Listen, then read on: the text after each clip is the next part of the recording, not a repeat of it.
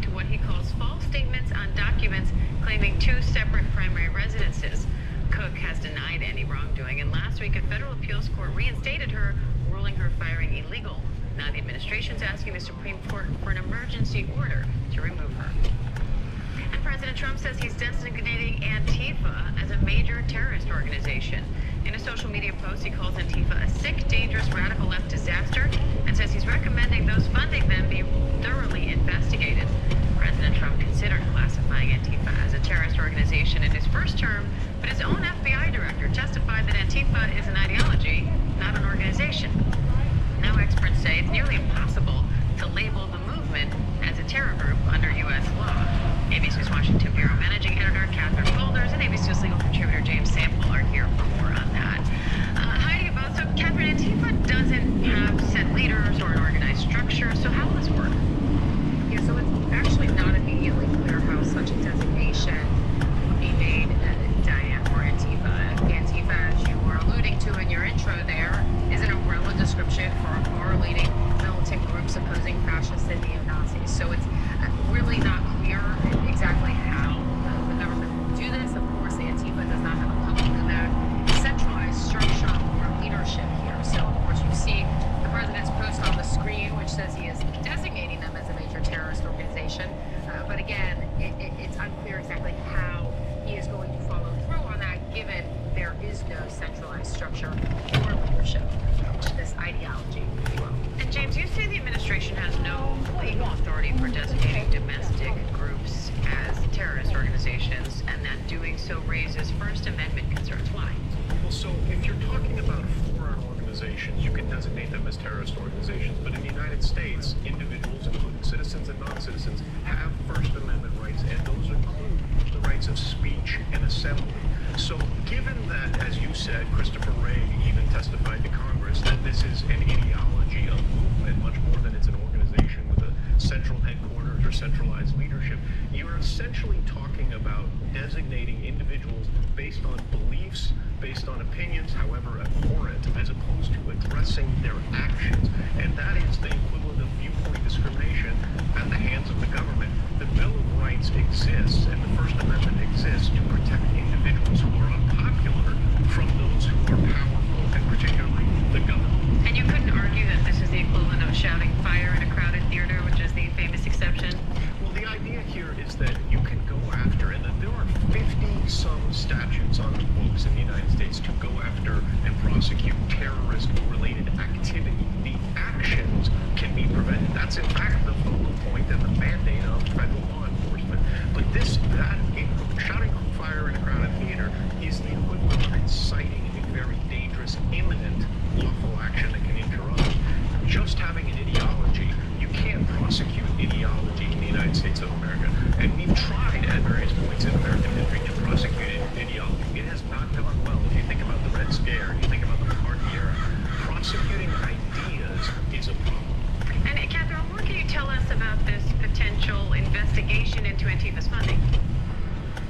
Exactly like what was just said, prosecuting ideology. How do you do that? How are they investigating that? Of course, it was not immediately clear how federal authorities might make use of such a designation. Therefore, how is the Department of Justice, for example, and investigators going to go about actually investigating this? At least that's all behind the scenes. That is part of the discussion happening right now. So really how substantial this is still to be determined.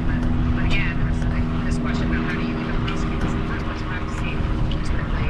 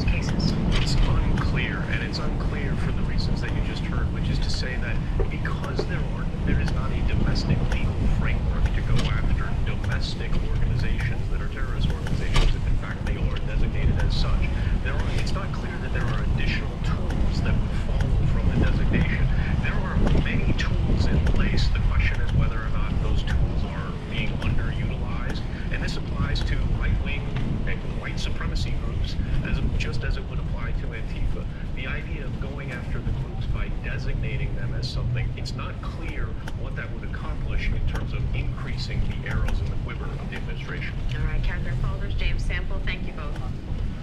And former Vice President Kamala Harris speaking out about her choice for running mate. In an excerpt from her new book, Harris says she wanted to pick former Transportation Secretary Pete Buttigieg, but that picking a gay man would have been too risky. She writes, Buttigieg would have been an ideal partner if she were a straight right man, but as a black woman married to a Jewish man, quote, we were already asking a lot of America, and ultimately she deemed it too big of a risk. ABC News Washington Bureau Chief Rick Klein is here for more on that. So Rick, what do you make of this revelation? Why share this now? It's fascinating. I talked to one Democrat this morning who said, like, all of this is true. Why put that out there at all? It was Kamala Harris' decision. Clear. She doesn't shy away from that. It was her fault. No one else was putting pressure on her. No one else was dictating this. It was her calculation. And some Democrats, at least, maybe some Republicans and independents as well, this was one of the flaws they saw in her candidacy. That she was too cautious, too calculating, too careful at times. But the bottom line is, she's saying it as part of a book that's coming out next week, and she's coming clean on a lot of things, and she's promised full transparency.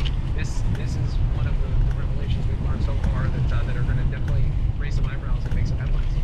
And how could this affect Democrats' strategy moving forward? Well, look, I think it depends on how much you think Kamala Harris is part of that strategy. She's clearly one of the highest profile Democrats in the country. It's possible that she decides to run for president again in 2028. Whether she does or not is obviously not going to be addressed in this book. But I think acknowledging the problems that Democrats face trying to confront their own constituency and the general public is a piece of it.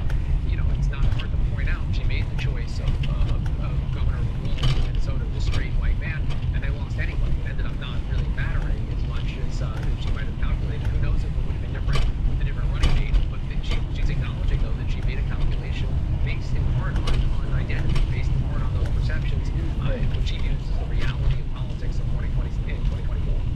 Harris is calling Buttigieg here a sincere public servant with the rare talent of being able to frame liberal arguments in a way that makes it possible for conservatives to hear them. He is rumored to be considering another White House run. So what are you watching for there? Well, if they ran against each other, it would make for an interesting series of comments if they get on a primary debate stage against each other. Pete Buttigieg, I think, occupies a space that right now not a lot of others do. Not because or simply because he's a gay man, but because he's from Indiana, because he now lives elsewhere in the Midwest, I think in Michigan, and because he's seen as someone that can translate some of the Democratic policies in a bigger way. He's got a big future in this party. I don't think there's any question about that. It is intriguing to think about whether they may face each other again in a Democratic primary. Of course, Buttigieg ran for the nomination, as did Kamala Harris before Biden captured him back in 2020. All right, Rick Klein, thank you. Thanks. Coming up, a dangerous move caught on camera. See video of a woman crawling under a train. Why police say she did it. Our tip, Vienna trip. Fly non-stop to Vienna. Book now on Austrian.com.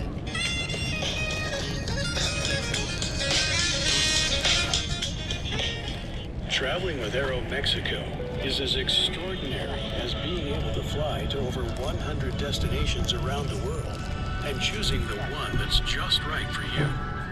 Aeromexico, as extraordinary as your travels.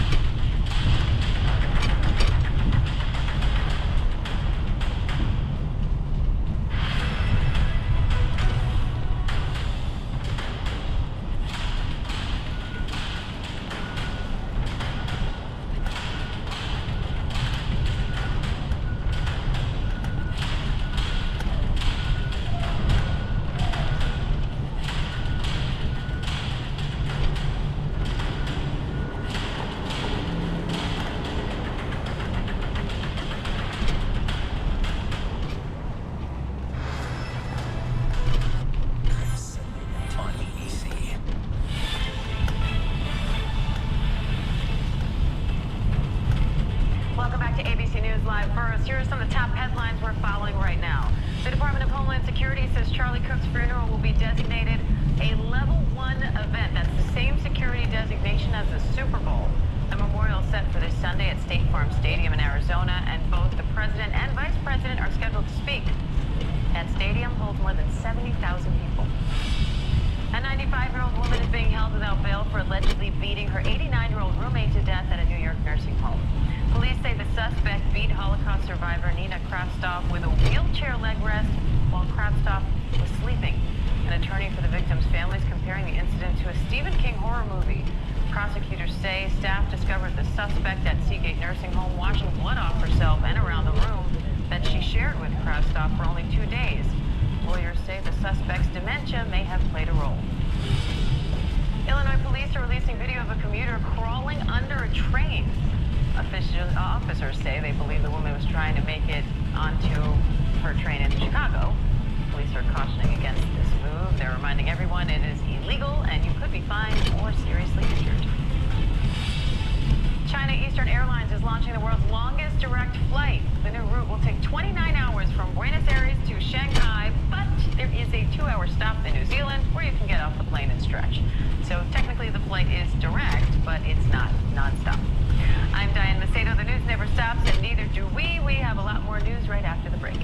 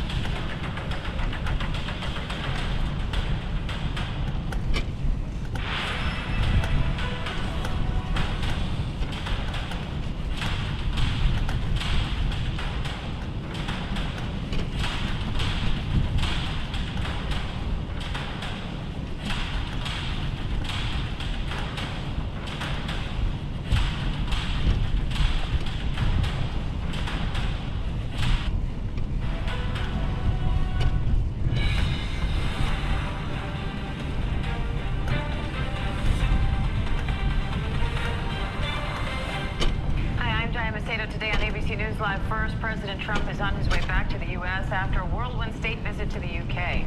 The President and British Prime Minister Keir Starmer say the U.S. and U.K. are renewing their special relationship for a new era. There could be no greater tribute to the immortal bonds of affection and loyalty that unite the British and the American people for all of time. We have a relationship like no other. It will always be that way. We will always be united. We'll always be together. We've come on a long journey together since 1776. But it's no exaggeration to say that the partnership our two nations have built has shaped the world from the beaches of Normandy to the founding of NATO, to the creation of technologies that have revolutionized our lives. And let's be clear, this relationship is not just about history, it's about the future. It's about the benefits it delivers now and for decades to come, to make our people safer and better off. The two leaders say they're also working together to end the war in Ukraine and deliver humanitarian aid to Gaza. Starmer says there needs to be more pressure on Vladimir Putin. ABC News White House correspondent Karen Travers, ABC News foreign correspondent Maggie Rowley, and former UK national security official Steve Hill all have more on this. So, Karen, President Trump says Russian President Vladimir Putin really let him down. So what's the latest on the Trump administration's efforts to end the war in Ukraine? Diane, the president did not indicate any new steps that he is going to take to put pressure on Vladimir Putin to get him to agree to a peace deal. Now, we heard the British Prime Minister say that behind closed doors, they talked about how there needs to be decisive pressure put on Vladimir Putin, that at this point, Putin is showing his true face and has mounted his biggest attacks since the war began. There was much more tough talk coming from Keir Starmer than President Trump, who said repeatedly that he's disappointed that they haven't been able to get this to a conclusion and that Putin has let him down. But Diane, the president didn't say what steps he would take to put pressure on Putin. And this all comes after he had that summit in Alaska with Putin. And since then, there have been new deadlines set. There has been threats of economic consequences, but nothing has changed. And in fact, it was pressure from the president on European countries that purchase Russian oil.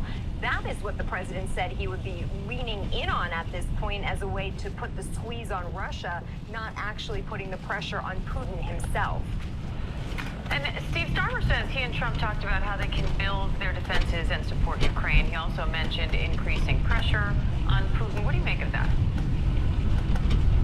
I think that we shouldn't underestimate the fact that the president has moved his position in the last few months, whether that's on the underpinning security guarantees or on economic pressure. We are now talking about which countries will put that pressure on Putin with a shared agenda to try and really force President Putin to come to the negotiating table and to reach the peace that we all want.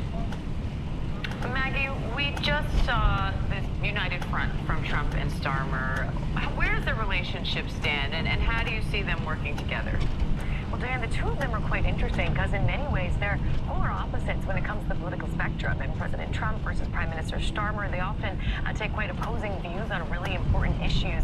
Yet they have this sort of unlikely, friendly, working relationship. We saw them up there together, as you said, a very united front. We saw them mention a special relationship many times. They praised one another when they did disagree on something like the creation of a Palestinian state.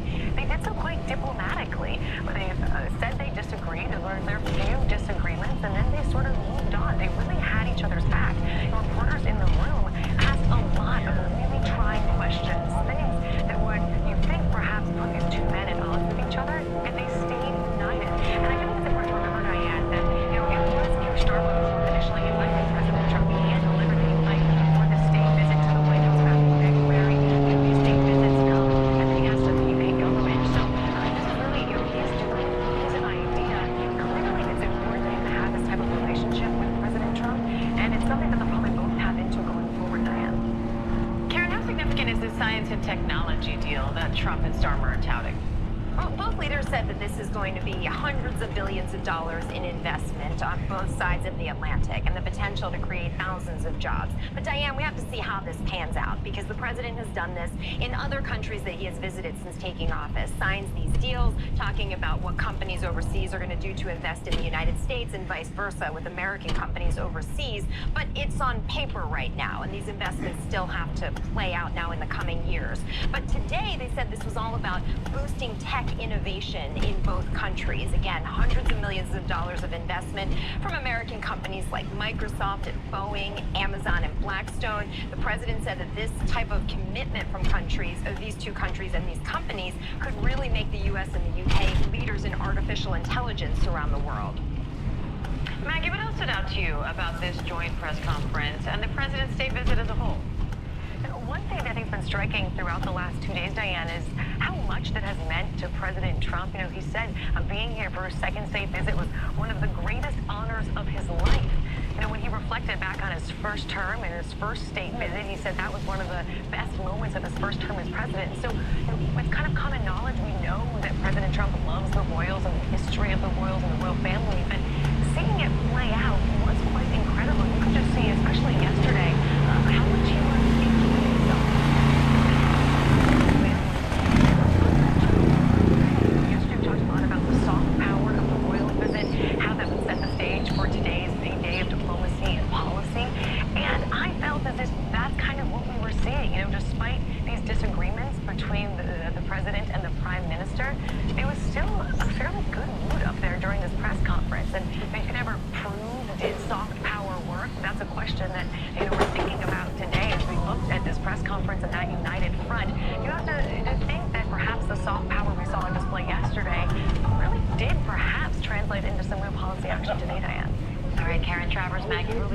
Patel. Thank you all. And a key vaccine advisory panel's meeting today ahead of a vote on vaccine guidelines.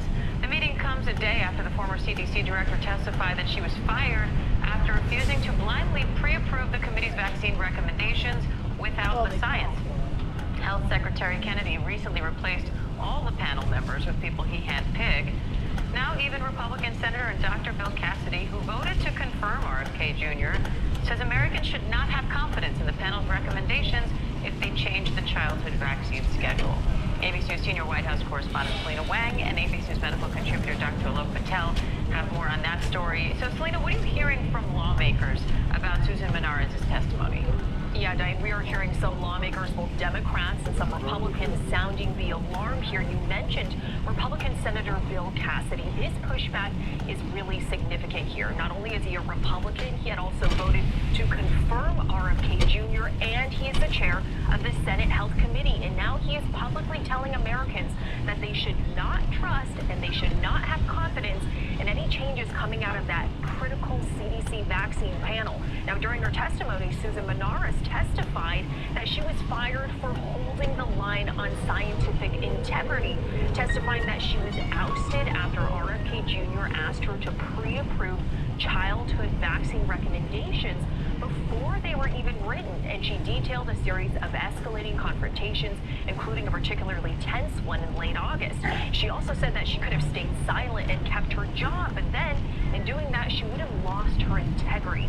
Now, the Department of Health and Human Services, they are pushing back, claiming that she is not telling the truth, that she acted maliciously and was undermining the president's health agenda. Menares stressing in her testimony, though, that it's simply not true. And Dr. Patel, the panel could vote to change current vaccine guidelines, including the childhood vaccine schedule. What happens if they do? Aside from the fact that we might see an increase in distrust and hesitation for any changes, this could actually limit access to the average person. And if we make changes to the vaccine schedule, it doesn't necessarily become federal law, Diane, but this may actually narrow the amount of people who get insurance coverage through public programs, such as the vaccine program for children. So that's one big issue we're looking at, is making sure that there's equitable access to all of these vaccines. This is why we have options. And we talk to parents about the risk and the reward for all these shots. And while this is happening, we need to make sure that there is clear data and that any recommendations are evidence, especially if they involve changes regarding the hepatitis B or the MMRV vaccine. As a pediatrician, what are you watching for in this vaccine panel meeting? You know, I'm not only watching for that clear evidence and watching for the why they may make these changes. You know, as one pediatrician mentioned, if something is not broken and doing its job, why revisit it? And that's a big question that's surrounding the hepatitis B vaccine, which is given to infants at birth, not only to protect them from hepatitis B, which others may have, especially in resource-poor areas where there isn't prenatal testing, but this is giving kids a safety net of protection for the rest of their lives, especially because 90% of kids who get hepatitis B at birth will develop chronic infections, and that can be serious, potentially a life-threatening situation. So we really want to know, why are you discussing this? And hopefully they'll present that. And at the same time, we're also paying attention to the rhetoric coming out of this committee as well. We know that people look at these meetings and sometimes they take a soundbite and they run with it. All right, Selena Wang, Dr. Patel, thank you. And 3 police officers are dead and 2 injured after shooting in Pennsylvania. Police say officers were serving a warrant in Orange County when a man opened fire. Police say they killed the shooter, and the 2 injured officers are in critical condition. Now the FBI is investigating. ABC's Mola Lengi's on the scene in Spring Grove. Hi, Mola.